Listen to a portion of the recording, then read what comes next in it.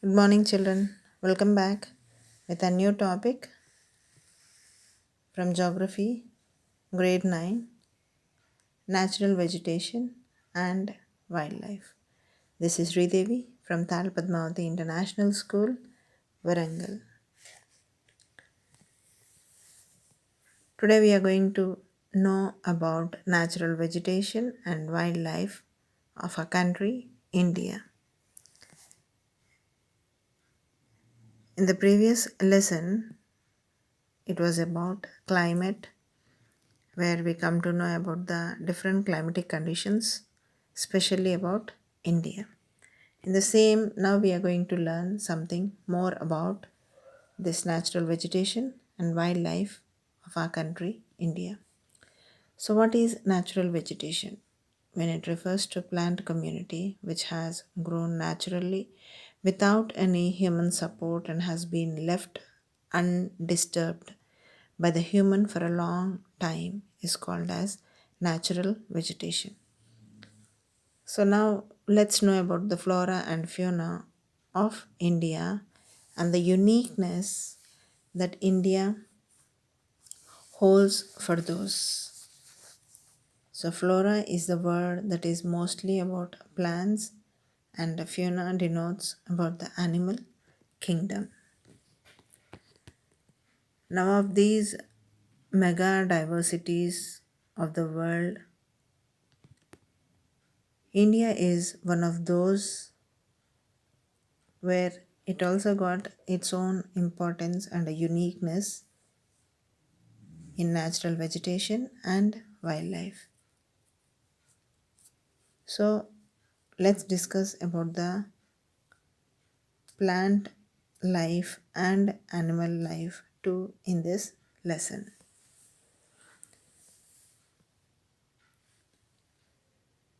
So India is a place of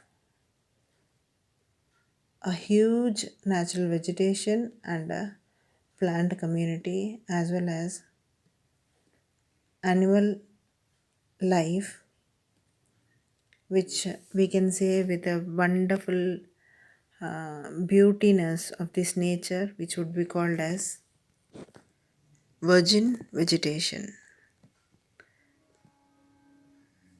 And firstly, the plants and then the animals. So, India is nearly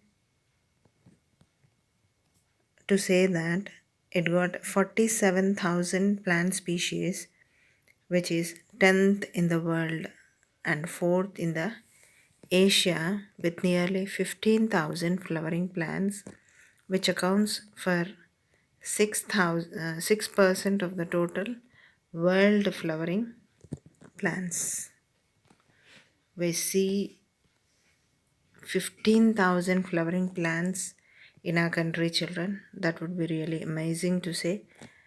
Such a beautiful and wonderful flowers are found around 15,000 varieties of flowering plants are being accounted around the world and 6% of the total world.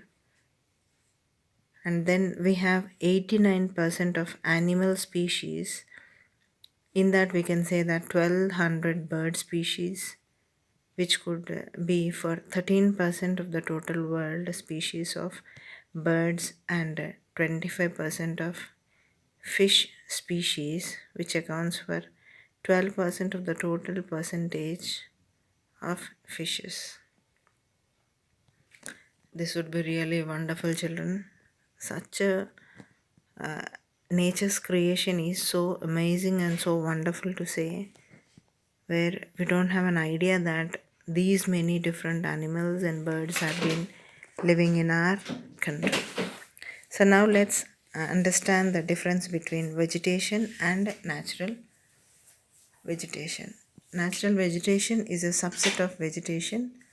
So natural vegetation is which is there is it is naturally grown and which is there with no human involvement, and it is also known as a virgin vegetation. And if we include fruits, orchards are cultivated crops, then it becomes the vegetation. So it's important that all these three are not part of natural or vegetation. So natural vegetation includes only those plants and trees that grow naturally without any human interference. So that's the basic difference between vegetation and natural vegetation. And when we try to understand about the vegetation, we classify the vegetation based on the natural vegetation. That is, the factors that affect flora and fauna.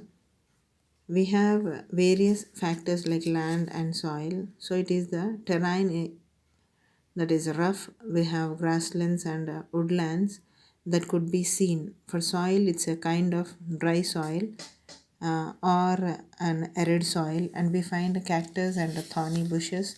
While wetland, if we take, it is marshy and deltic soil. It is also called as the mangroves. Then under climatic conditions, we have three basic sections like under which we can study about the flora and fauna. Now let's know about the temperature.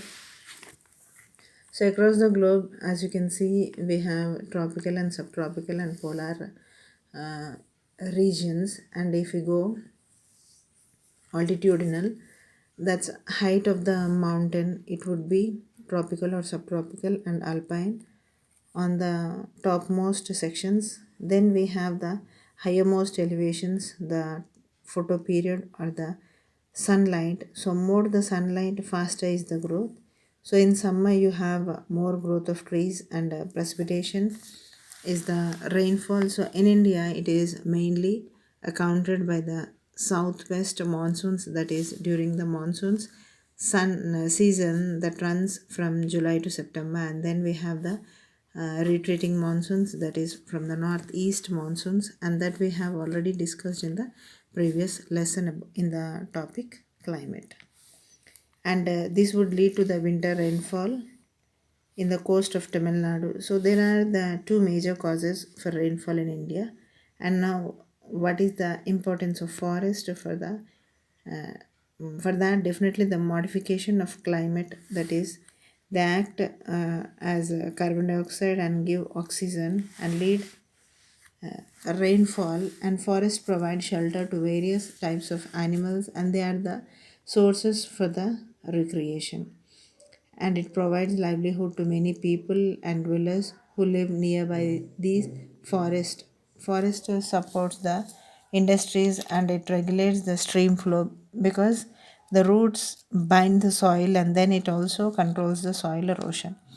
And as per 2015 children, India accounts for only 21.34% of forest cover, and most of the land is in India degraded. Now this degradation is due to the both human and human activities, that is the uh, androgenic activities. So whenever we say as anthropogenic, that means related to human beings. So anthropogenic activities, that is one of the major cause of forest depletion or a forest degradation. Along with that, you have other natural causes which affect the natural calamities and the disaster that affect forest area. Now if India would be, then we see as per the 2013 survey of the forest of India, we have a list that gives the demarcation between the top three states and the bottom three states. It means of the percentage, that is Punjab, Haryana, and Uttar Pradesh for the forested areas, which are less than 6%. So the top three states are the Mizoram, Lakshadweep, and Andaman and Nicobar Islands, with more than the 80% of area under the forest cover. Now let's know about the types of vegetation. They are tropical rainforest, tropical deciduous forest, tropical thorn forest, mountain forest, and mangrove forest. First three are grown and continued by the rainfall, so as like If the rainfall decreases, the vegetation would change from rainforest to deciduous to thorn forest. And when we have a mountain forest on the mountains and mangroves near the tidal zone, so there are basic characteristics of types of forest which we would see in this lesson very clearly in the upcoming part, children. This is what about the introduction as well as the main importance about the natural vegetation and basic wildlife in our country. Hope you have understood, children.